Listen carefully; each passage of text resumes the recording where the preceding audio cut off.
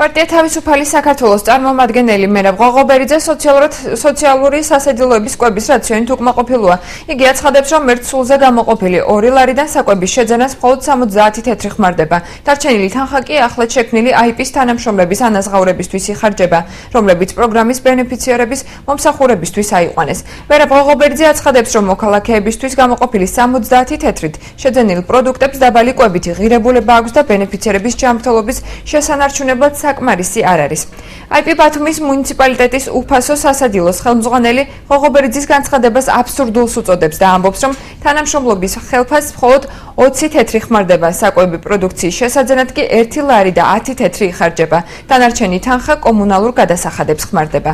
ადმინისტრაციაში განმარტავენ, რომ ყოველდღიურად რამდენიმე თეთრიან დანაზოგსაც აკეთებენ, რომელიც ბენეფიციარების სადღესასწაულო სუფრებსა და საჩუქრებს მოხმარდება.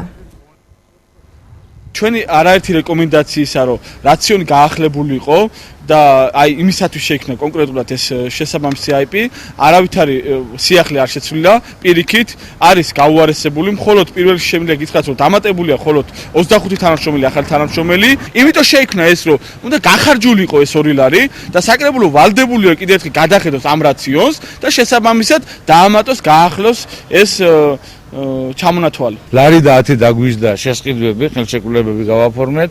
დაახლოებით 30-40 თეთრი გვიზდება ამ სასაძლოების მოვლა პატრონობა, 20 თეთრი იხარჯება ადმინისტრაციაზე. 30 თეთრამდე ჩვენ ეკონომიები დაგვჭა, რომელიც გვინდა გამოვიყენოთ სადღესასწაულო დღეებში, მერიის ნებართვით, ალბათ მერიასთან შეთანხმებით, გვინდა გავუკეთოთ საჩუქრები ამ ხალხს.